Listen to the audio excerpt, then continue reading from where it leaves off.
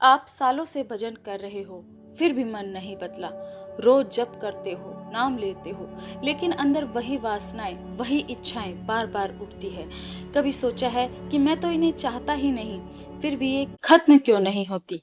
भजन के बाद वासनाएं दिखना असफलता नहीं, बल्कि असली साधना की शुरुआत है। तो आज की वीडियो को आप ध्यान से जरूर सुनिए। ये वीडियो आपकी जिंदगी को बदल सकती है।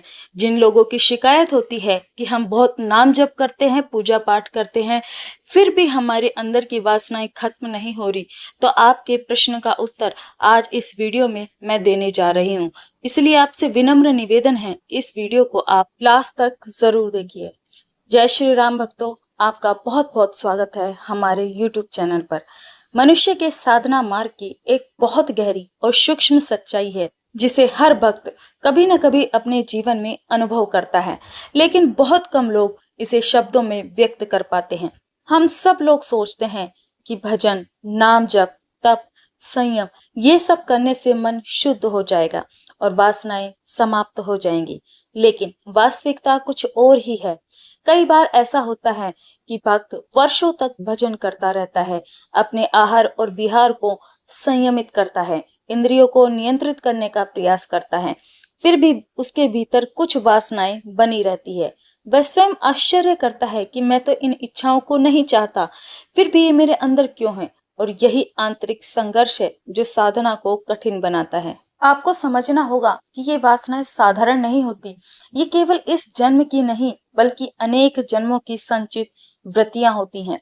ये इतनी गहराई से मन के भीतर जड़ पकड़ चुकी होती हैं कि हमारे लाख चाहने के बाद भी ये हमारा पीछा नहीं छोड़ती और साधारण प्रयासों से उनका नाश नहीं होता। ये सूक्ष्म रूप में हृदय के भीतर रहती हैं, जैसे किसी वृक्ष का बीज मिट्टी के अंदर छिपा रहता है। बाहर से देखने पर कुछ दिखाई नहीं देता, लेकिन जैसे ही उसे थोड़ा सा अवसर मिलता है, वो अंकुरित होकर वृक्ष का रूप ले लेता है।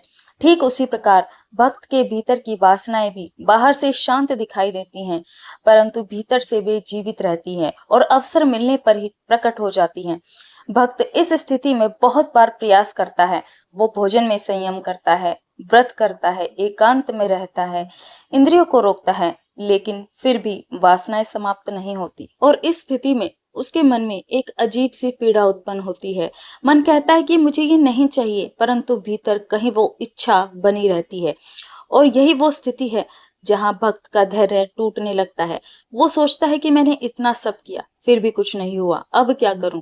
और यही वो मोड़ है जहां से या तो भक्त नीचे गिर जाता है या फिर एक नई और सच्ची साधना की ओर बढ़ता है। इस गहन तत्व को समझाने के लिए एक प्राचीन कथा अत्यंत महत्वपूर्ण है। ऋषि विश्वामित्र और अप्सरा मेनका की कथा। ये कथा केवल एक ऐतिहासिक घटना नहीं है, बल्कि साधना के मार्ग की गहराई को प्रकट करने वाला एक जीवंत उदाहरण है। विश्वामित्र एक महान तपस्वी थे। उन्होंने वर्षों तक कठिन तपस्या की। उन्होंने अपने आहार को सीमित कर दिया, मौन धारण किया, एकांत में निवास किया और अपनी इंद्रियों को वश में करने का हर प्रयास किया। उनका लक्ष्य था परम सत्य की प्राप्ति और ब्रह्म ऋषि बनना। उनकी तपस्या इतनी प्रबल हो गई कि स्वर्ग के देवता भी चिंतित हो गए।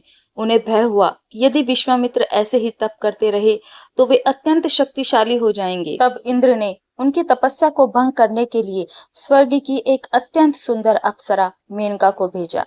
मेनका वहां पहुंची। उसने कोई भी बल का प्रयोग नहीं किया और न ही कोई दबाव डाला। वो केवल अपनी मधुरता, सौंदर्य और कोमल व्यवहार के साथ वहीं उपस्थित रही। धीरे धीरे जो मन वर्षों तक तपस्या में लीन था, वही मन उसकी ओर आकर्षित होने लगा। और एक दिन सच में ऐसा आया जब विश्वामित्र की तपस्या भंग हो गई। अब प्रश्न ये उठता है कि क्या विश्वामित्र कमजोर थे? क्या उन्होंने तपस्या नहीं की थी? या क्या उनके प्रयास अपर्याप्त थे? नहीं, बिल्कुल ऐसा नहीं था। उन्होंने अत्यंत कठोर तप किया था, फिर भी उनकी तपस्या भंग हो गई। इसका कारण ये है कि वासना केवल दबा देने से समाप्त नहीं होती, वो शुद्ध सूक्ष्म रूप में हमारे भीतर बनी रहती है और जब भी अवसर मिलता है वो पुनः प्रकट हो जाती है। यही वो सत्य है जो साधक के जीवन में भी घटित होता है।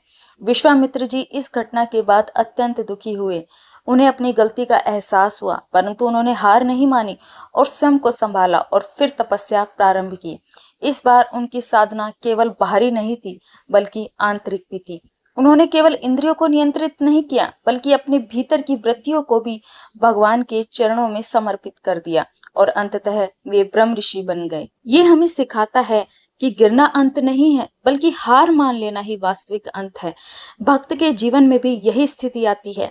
जब वो बार बार प्रयास करता है और फिर भी सफल नहीं होता, तब उसके भीतर से एक सच्ची पुकार निकलती है कि हे प्रभु, अब मुझसे नहीं हो रहा, मैं हार गया हूँ, अब आप ही संभालो। यही आर्त भाव है जब भक्त प्रभु के चरणों में गिरकर रोता है। और ये रोना दिखावे का नहीं होता, बल्कि हृदय की गहराई से निकलता है। और यही वो क्षण होता है जब साधक का अहंकार टूटता है, और जब अहंकार टूटता है तभी भगवान की कृपा का मार्ग खुलता है। यहाँ एक बहुत गहरी बात समझने योग्य है कि करने से नहीं होता, होने से होता है। जब तक भक्त ये सोचता है कि मैं कर लूंगा, मैं बदल जाऊंगा, तब तक उसका अहंकार बना रहता है। और जब ये स्वीकार कर लेता है कि मैं नहीं कर सकता, प्रभु आप ही करे, तब समर्पण की अवस्था आती है। और यही समर्पण साधना का वास्तविक आरंभ है। जब साधक सच्चे मन से सब कुछ भगवान पर छोड़ देता है, तब धीरे धीरे उसके भीतर का परिवर्तन शुरू होता है। वासनाएं जो वर्षों से उसे परेशान कर रही थी, वे धीरे धीरे समाप्त होने लगती है। और आश्चर्य की बात यह है कि उसे याद भी नहीं रहता कि उसका मन कब पूरी तरीके से शुद्ध हो गया। इस मार्ग में कुछ सावधानियां भी अत्यंत आवश्यक है। भक्त को अपनी आंतरिक स्थिति हर किसी को नहीं बतानी चाहिए, क्योंकि हर व्यक्ति सही मार्गदर्शन नहीं दे सकता। कई बार गलत सलाह से भक्त का विश्वास और धैर्य टूट सकता है। इसलिए अपनी बात केवल भगवान से कहनी चाहिए। वासना को बढ़ाने वाली दृष्टि, वार्ता और चेष्टाओं से दूर रहना चाहिए। हमें बहुत ज्यादा मोबाइल में गलत चीजें नहीं देखनी चाहिए। सोशल मीडिया का प्रयोग कम से कम करना चाहिए। और सबसे बड़ी बात, अगर गलती हो भी जाए तो निराश नहीं होना चाहिए। साधना में गिरना स्वाभाविक है, परंतु गिरकर पड़े रहना उचित नहीं है। मन अत्यंत चंचल है, वो एक स्थान पर टिकना ही नहीं चाहता। इसलिए उसे बांधने के लिए नाम जप और सत्संग का सहारा लेना चाहिए। यदि नाम जप में मन नहीं टिकता तो भगवान की कथा सुननी चाहिए। यदि कथा में भी मन नहीं टिकता तो भगवान की छवि का चिंतन करना चाहिए। इसके लिए हम मेडिटेशन का भी सहारा ले सकते हैं। धीरे धीरे मन को एक स्थान पर टिकाने का प्रयास करना चाहिए। फिर कुछ समय बाद आप देखोगे कि आपका मन धीरे धीरे शांत होने लग जाएगा। और ये वो स्थिति है जब आपको कोई भी नहीं गिरा सकता। अंततः यही समझना आवश्यक है कि वासना से लड़कर उसे समाप्त करना संभव नहीं है। उसे केवल भगवान की कृपा से ही समाप्त किया जा सकता है। हमारा कार्य केवल इतना है कि हम प्रयास करें, धैर्य रखें, विश्वास बनाए रखें और अंत में सब कुछ भगवान पर छोड़ दें। और जब हम अपना सब कुछ भगवान के श्री चरणों में समर्पित कर देते हैं, तो एक दिन ऐसा आता है जब भक्त का मन पूरी तरीके से शांत हो जाता है। उसके भीतर कोई इच्छा नहीं रहती, कोई वासना नहीं रहती। वो केवल भगवान में स्थित हो जाता है।